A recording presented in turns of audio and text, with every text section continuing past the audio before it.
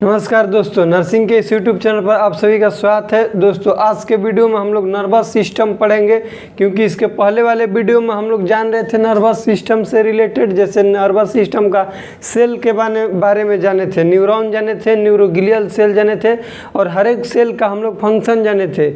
इस वीडियो से हम लोग अपना नर्वस सिस्टम शुरू करेंगे। इसमें हम लोग जानेंगे ब्रेन के बारे में, स्पाइनल कोड्स के बारे में और इसके जितना भी नर्वस सिस्टम का टाइप्स होता है हर एक ऑर्गन को जानेंगे और उसका फंक्शन जानेंगे। नर्वस सिस्टम होता क्या है, तो शुरू में ही बताए थे कि नर्वस इसका नाम इसलिए है कि ये डील करता है न्यूरॉन्स ले। डील किस ले करेगा? न्यूरॉन्स ले डील करता है, इसीलिए इसको बोल दिए नर्वस सिस्टम। नर्वस सिस्टम हम लोग यहाँ पे इसका क्लासिफिकेशन देखेंगे कि कितने टाइप्स के होते हैं नर्वस सिस्टम। तो एक होता है सेंट्रल नर्वस सिस्टम और दूसरा होता है पेरिफेरल नर्वस सिस्टम, जिसको हम लोग शॉर्ट फॉर्म में कहते हैं CNS and PNS। Central nervous system में आता है ब्रेन एंड स्पाइनल कोड। इसमें क्या आएगा? ब्रेन आएगा और स्पाइनल कोड आएगा, स्पाइनल कोड। अब हम कहेंगे कि ब्रेन के बारे में हमको पढ़ना है तो किस सिस्टम में पढ़ेंगे? तो नर्वस सिस्टम में। नर्वस सिस्टम के किस क्लासिफिकेशन में पढ़ेंगे? तो सेंट्रल में पढ़ेंगे। वहीं पेरिफेरल नर्वस सिस्टम की बात करें तो इसका भी आगे चल के दो क्लासिफिकेशन होता है। एक होता है सोमैटिक और एक होता है ऑटोनोमिक नर्वस सिस्टम, जिसको ANS कहते हैं। ANS का मतलब ऑटोनोमिक नर्वस सिस्टम। और ऑटोनोमिक नर्वस सिस्टम में भी हम लोग दो पढ़ते हैं। इसमें एक आता है सिंपैथेटिक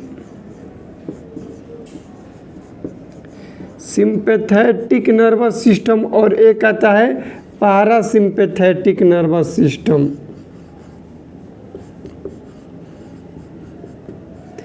देखिए, ये हम लोग का क्लासिफिकेशन हो गया टोटल नर्वस सिस्टम का। नर्वस सिस्टम सबसे पहले दो भागों में बांटा गया है। एक है सेंट्रल नर्वस सिस्टम और एक है peripheral nervous system. Central nervous system हम उसको कहेंगे जो हम लोग के सेंटर में हो, जैसे कि हम लोग का ब्रेन है, ये हेड है, ये सेंटर में बीचों बीच है। इसके बाद स्पाइनल कोड सेंटर में ही आता है, इसको बोल दिए सेंट्रल नर्वस सिस्टम। पेरिफेरल मतलब कि हम लोग का पेरिफेरल में हो, साइड में हो, उसको कहते हैं peripheral nervous system. Central nervous system में ब्रेन और स्पाइनल कोड आ गया, जबकि पेरिफेरल नर्वस सिस्टम आगे चल के दो भाग में डिवाइड है। सबको बताएंगे अच्छे तरीके से। सोमैटिक नर्वस सिस्टम और ऑटोनोमिक नर्वस सिस्टम। ऑटोनोमिक भी दो गो डिवाइड है आगे चल के, सिंपैथेटिक नर्वस सिस्टम और पैरासिम्पैथेटिक नर्वस सिस्टम। सिर्फ अभी इस वीडियो में आप लोग इसका क्लासिफिकेशन याद रखिए, बाकी आगे चलकर हम सभी चीज़ को बताते चलेंगे। अभी हम लोग पढ़ेंगे ब्रेन के बारे में। क्या पढ़ेंगे हम लोग? ब्रेन के बारे में। तो अब हम लोग का टॉपिक है ब्रेन। हेडिंग दीजिएगा ब्रेन और लिखिएगा कि ये जो है इसका टोटल वेट कितना होता है। ब्रेन का वेट होता है, किसी भी पर्सन का वेट के 50वां भाग होता है उसका ब्रेन। ध्यान से समझो, किसी भी पर्सन का 1/50 kg क्या है उसका ब्रेन का भाग। जैसे मान लो कि मेरा 90 kg है, वेट कितना है? 90 kg।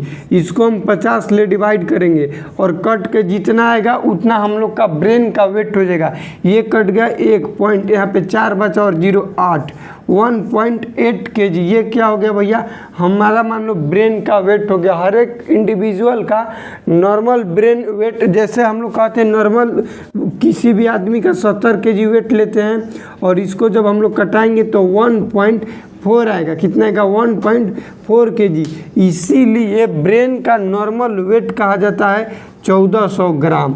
कितना कहते हैं? 1400 ग्राम। ये 1400 ग्राम ब्रेन का वेट कहाँ से आया है? तो यहीं से आया है। मान लो कोई भी नॉर्मल आदमी का वेट मानते हैं हम लोग 70 kg और उस 70 kg से हम लोग 50 ले डिवाइड किए तो 1.4 kg आया। इसको ग्राम में बदलेंगे तो हो जाएगा 1400 ग्राम।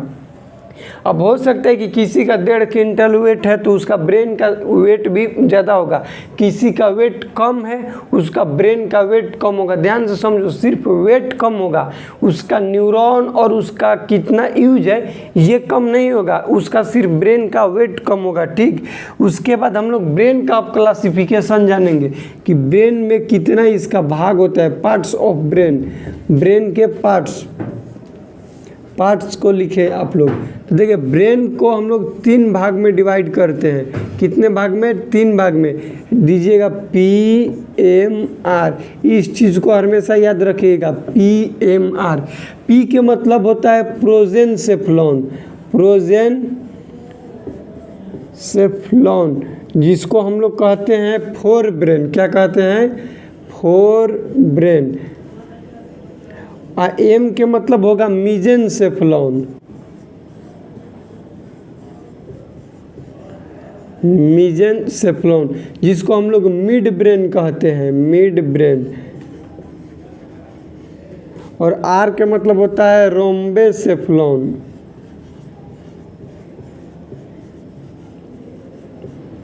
जिसको हम लोग हाइंड ब्रेन कहते हैं।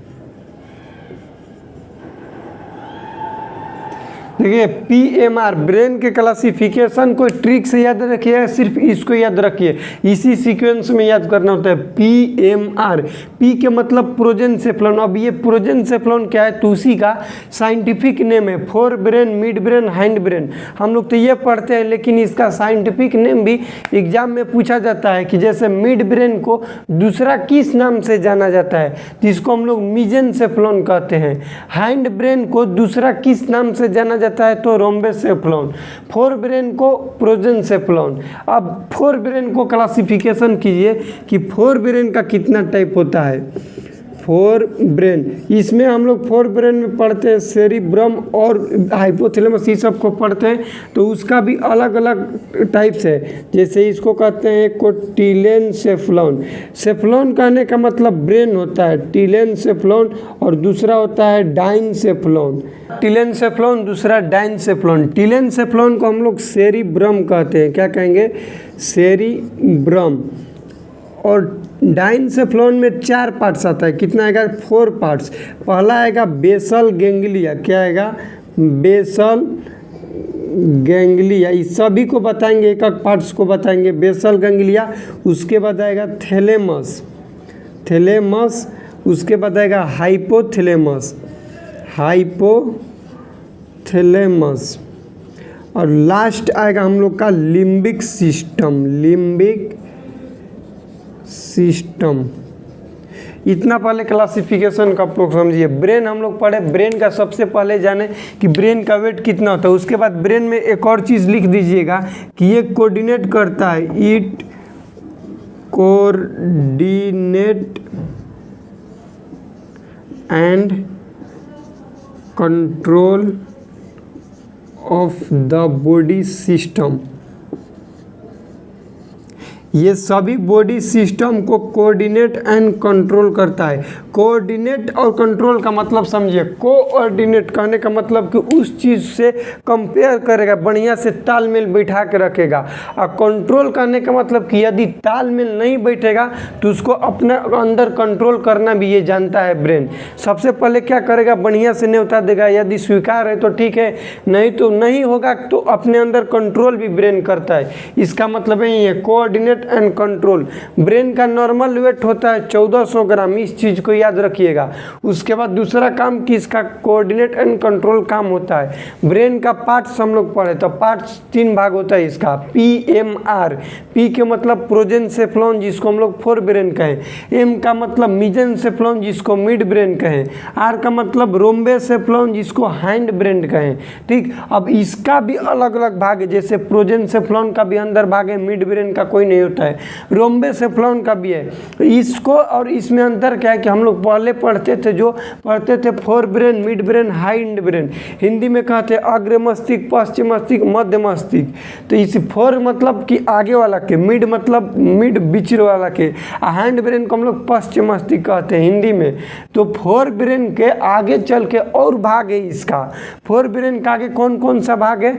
तो टीलेनसेफ्लॉन। और यहाँ से क्वेश्चन आता है कि टीलेनसेफ्लॉन दूसरा किसका नाम है? तो कहेंगे सेरिब्रम का। सेरिब्रम का दूसरा नाम क्या है?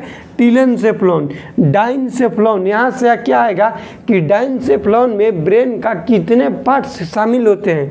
तो 4 पार्ट्स होते हैं। कौन कौन? Basal ganglia. बेसल गैंग्लिया क्या है, इसका क्या काम है, हम आप लोग को बताएंगे। उसके बाद thalamus, hypothalamus, limbic system. Limbic system हम लोग के इमोशन कंट्रोल करता है, जो कि बताएंगे। डाइनसेफ्लॉन में 4 आ गया, टीलेनसेफ्लॉन में 1 आ गया, जिसको सेरिब्रम कहें। अगला दीजिएगा कि मिड ब्रेन का कोई भी नहीं है, उसका आगे डिवीजन नहीं है। हाइंड ब्रेन का है, तो अब यहाँ पे दीजिएगा आप लोग हाइंड ब्रेन। हाइंड ब्रेन का आगे चल के फिर 2 गो है, एक होता है मेटेनसेफ्लॉन, मेटेनसेफ्लॉन, और एक होता है माइलेनसेफ्लॉन, माइलेनसेफ्लॉन। अब ये मेटेन में 2 आएगा, एक आएगा पोन्स और एक आएगा सेरिबेलम, सेरिबेलम, और इसमें आएगा मेडुला, जिसको हम लोग मेडुला ऑब्लंगाटा भी कहते हैं। मेडुला आएगा, ध्यान से समझो। सेरिब्रम और सेरिबेलम दोनों में अंतर है। सेरिब्रम जो है उसको हम लोग टीलेनसेफ्लॉन कहते हैं, और सेरिबेलम जो है उसको मेटेनसेफ्लॉन कहते हैं। इस चीज़ को हमेशा याद रखिएगा, क्योंकि यहीं से क्वेश्चन आ जाएगा और डाउट भी रहेगा, क्योंकि सेरिबेलम और सेरिब्रम में बहुत ज़्यादा अंतर नहीं है। इसमें डबल एल लगता है और इसमें एल के जगह आर लगता है, बस इतना ही अंतर है। याद करो कि जिसमें आर लगेगा उसमें टी लगेगा, और जिसमें एल है उसमें ए मोला है। मेटेनसेफ्लॉन है। मेटेनसेफ्लॉन में एक आएगा पोन्स और एक आएगा सेरिबेलम, और टीलेन में सेरिब्रम। ये अभी हम सिर्फ क्लासिफिकेशन बता रहे हैं, क्योंकि जब इसको बता देंगे तो सबका आप लोग को काम बताएंगे। जैसे बताएंगे कि सेरिब्रम का हम लोग के बॉडी में क्या काम है, बेसल गैंग्लिया का क्या काम है, थैलेमस का क्या काम है, हाइपोथैलेमस, लिम्बिक सिस्टम। अभी हम लोग चीज़ों को भी याद कर रहे हैं ताकि हम लोग को पता चले कि कौन सा ब्रेन का पार्ट किसके अंदर आएगा। आगे चल के आप लोग को बताएंगे कि मेडुला किसके अंदर है, तो आप लोग को समझ में नहीं आएगा, इसलिए अभी बता दिए कि मेडुला माइलेनसेफ्लॉन के अंदर आएगा। माइलेनसेफ्लॉन हैंड ब्रेन के अंदर आता है। हैंड ब्रेन को हम लोग कहते हैं रोम्बेसेफ्लॉन। रोम्बेसेफ्लॉन क्या है? तो ब्रेन का पार्ट है। ब्रेन किसके अंदर आता है? तो सेंट्रल नर्वस सिस्टम के अंदर आता है। तो ऐसे एक एक पीढ़ी हम लोग ऊपर चढ़ेंगे तो आगे चल के बढ़िया से समझ में आएगा। तो इस वीडियो में आप लोग क्या क्या याद किए, सबसे पहले इस चीज़ को समझिए। हम लोग पढ़े सेंट्रल नर्वस सिस्टम, जिसको हम लोग सीएनएस कहते हैं, उसके अंदर पढ़े ब्रेन और स्पाइनल कोड। अभी स्पाइनल कोड को नहीं बताए, ब्रेन को बता रहे हैं। उसके बाद पीएनएस यानी कि पेरिफेरल नर्वस सिस्टम। पी के मतलब पेरिफेरल, एन का मतलब नर्वस, एस का मतलब सिस्टम। इसमें 2 आता है, सोमैटिक और एएनएस मतलब ऑटोनोमिक नर्वस सिस्टम। अब ऑटोनोमिक में भी 2 आएगा, सिंपैथेटिक, पैरासिम्पैथेटिक। कौन क्या होता है, क्या काम है, आप लोग को आराम से बताएंगे।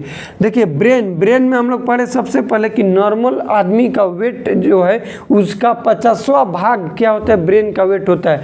जैसे कोई आदमी का है, मान लो कि 200 kg वेट है, उसका वेट कितना है, 200 kg है, तो इसमें हम 50 ले भाग देंगे। कितने से भाग देंगे? 50 ले भाग देंगे। ये नियम है भैया। नॉर्मल हम किसी का भी नहीं कह सकते हैं कि 1400 ग्राम ही होता है, क्योंकि सबका वेट 70 kg नहीं होता है। तो हम नहीं कह सकते हैं कि हर एक आदमी का 1400 ग्राम ही वेट ब्रेन का वेट होता है। 0 से 0 कट गया, 5 चौक 20, यानी इस आदमी का 4 kg का ब्रेन होगा। जिस पर्सन का 200 kg वेट है, उसका टोटल बॉडी वेट कितना है, 200 kg। उस आदमी का ये रियलिटी है कि 4 kg ब्रेन का वेट होगा। इस चीज़ को हमेशा ध्यान दीजिएगा।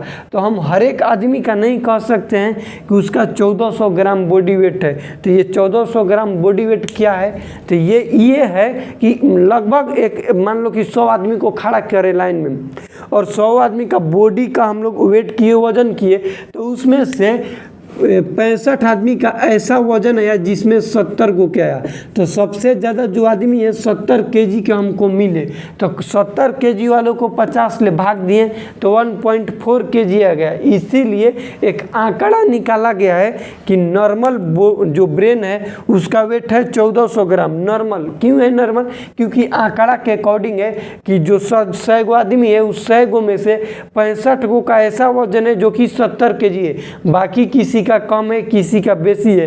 तो इस 70 केजी के अकॉर्डिंग ही ब्रेन का वेट कितना होता है, तो 1400 ग्राम होता है। ठीक, उसके बाद लिखे कि it coordinate and control of the body system, मतलब जो ब्रेन है हम लोग के टोटल बॉडी को कंट्रोल करता है और कोऑर्डिनेट करता है। जैसे मेरा हाथ है, हाथ को कब कहाँ करना है क्या करना है ये कोऑर्डिनेट कर रहा है। यदि मान लो कि नहीं हो, जैसे पागल है कोई साइकेट्रिक पेशेंट है, उसका ब्रेन में कोऑर्डिनेशन गड़बड़ाता है। हाँ देखिए बता रहे थे कोई भी साइकेट्रिक पेशेंट है उसमें क्या होगा, ये जो कोऑर्डिनेट लिखे हैं ना यही गड़बड़ा जाता है। मतलब कोऑर्डिनेट कहने का मतलब उसके ब्रेन और बॉडी ऑर्गन है जो उसका दोनों का तालमेल गड़बड़ा जाएगा। तू करना कुछ और चाहेगा और करेगा कुछ और, क्योंकि जब कोऑर्डिनेशन गड़बड़ा जाएगा तो ब्रेन चाहेगा अपने अंदर कंट्रोल करना, उसी को कह दिए it control and coordinate of body system. उसके बाद हम लोग जाने ब्रेन का भाग टाइप्स के बारे में, जानी इसके पार्ट्स के बारे में। इसका 3 पार्ट्स होता है, fore brain, mid brain, hind brain. Fore brain का दूसरा नाम है पी मतलब प्रोजेंसेफ्लॉन। मिड ब्रेन का एम से याद रखेंगे मेसेंसेफ्लॉन। हैंड ब्रेन का कह दिए रोम्बेसेफ्लॉन। और फोर ब्रेन का आगे चल के फिर 2 गो भाग है, एक है टिलेनसेफ्लॉन और दूसरा है डाइनसेफ्लॉन। टिलेनसेफ्लॉन को हम लोग सेरिब्रम कहते हैं, जबकि डाइनसेफ्लॉन में 4 भाग आता है, बेसल गैंग्लिया, थैलेमस, हाइपोथैलेमस और लिम्बिक सिस्टम। उसके बाद मिड ब्रेन का आगे चल के कोई भी डिवीजन नहीं है, मतलब मिड ब्रेन अकेले है, इसका कोई भी दूसरा भाग टाइप पार्ट्स नहीं है। उसके बाद रोम्बेसेफ्लॉन, रोम्बेसेफ्लॉन आगे चल के फिर ये भी 2 भाग में डिवाइड होता है प्रोजेंसेफ्लॉन की तरह। रोम्बेसेफ्लॉन में 2 भाग है, एक है मिटेनसेफ्लॉन, दूसरा है माइनसेफ्लॉन। मिटेनसेफ्लॉन में 2 आता है, एक आएगा पोन्स, दूसरा आएगा सेरिबेलम, और माइनसेफ्लॉन में आएगा मेडुला ओब्लंगाटा। इस क्लासिफिकेशन का आप लोग याद रखिएगा, क्योंकि डायरेक्ट क्वेश्चन आएगा कि माइनसेफ्लॉन में कौन सा आता है या फिर माइनसेफ्लॉन का दूसरा नाम क्या है। मान लो कि इसमें 2 है एक है पोन्स, दूसरा है सेरिबेलम। क्वेश्चन आएगा कि सेरिबेलम, ध्यान से समझो, सेरिबेलम को दूसरा किस नाम से जाना जाता है। और इंग्लिश में क्वेश्चन बनाएगा तो बनाएगा which one scientific name is also known as cerebellum. तो इसमें कहेंगे मिटेनसेफ्लॉन। क्या कहेंगे? मिटेनसेफ्लॉन। इसमें मिटेन और इसमें याद रखेगा मायन और मीजेन में सब में स्पेलिंग का थोड़ा थोड़ा डिफरेंट है। इसमें मीजेन है, इसलिए मीजेनसेफ्लॉन, मायनसेफ्लॉन एम के बाद वाई आ रहा है, और इसमें मिटेनसेफ्लॉन आ रहा है। तो ये स्पेलिंग मिस्टेक भी आप लोग कंट्रोल कीजिए, क्योंकि इससे आएगा। अगले वाले वीडियो में हम लोग अच्छे तरीक़ा से पढ़ेंगे प्रोजेंसेफ्लॉन, जिसमें 4 ब्रेन आएगा, 4 ब्रेन के अंदर मिटेन आएगा और सेरिब्रम आएगा। सेरिब्रम हम लोग के ब्रेन का 80% अकेले सेरिब्रम होता है। अकेले जितना क्लासिफिकेशन बताएं हर चीज़ वो अकेले 80% होता है। 80% कहने का मतलब कि लगभग ब्रेन का सारा पार्ट यही है। तो इसको हम लोग डिटेल में पढ़ेंगे, और अगला वीडियो सिर्फ और सिर्फ सेरिब्रम पर होगा, क्योंकि सबसे ज़्यादा ब्रेन में काम भी फंक्शन भी इसी का है। बाकी इसके अलावा सबका फंक्शन है वो माइनर में आएगा, लेकिन मेजर फंक्शन किसका है? तो सेरिब्रम का है। ये हम लोग का क्लासिफिकेशन हो गया नर्वस सिस्टम का, और अगले वीडियो में आप लोग को सेरिब्रम बताएंगे। तब तक के लिए जय राम जी की।